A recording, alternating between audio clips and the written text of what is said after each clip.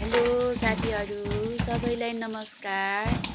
आज म चाहिँ तरकारी बनाउन लाग्दैछु। धेरै चिसो छ। चिसोको कारणले तरकारीमा आलु, गुन्द्रुक, सिन्की मिसाएर पकाउन लाग्दैछु है साथीहरू। चिसो छ। गुन्द्रुकको सुप खाएर तातो ज्यान बनाउनु पर्यो नि है। चिसोमा त ज्यान जोगाउनै गाह्रो भयो।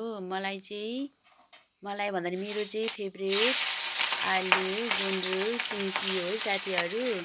तपाईँहरूलाई मनपर्छ कि मन पर्दैन पनि मेरो लागि चाहिँ हो। तपाईँहरूले कसरी बनाएर खानुहुन्छ? म चाहिँ सिम्पल तरिकाले बनाउँछु। त्यति धेरै मलाई मिहिनेत गरेर पकाउनु मन आउँदैन र म जस्तो छ त्यसै गरी सिम्पल साधारण तरिकाले पकाएर खान्छु।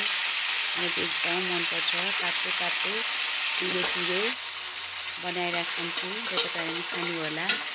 मैले चाहिँ आज गुन्द्रुक, सिन्की, आलु बनाएर खाँदैछु है साथीहरू। तरकारी तपाईँहरूले पनि बनाएर खानु होला। तपाईँहरू मनपर्छ कि मन पर्दैन पनि मलाई चाहिँ मनपर्छ।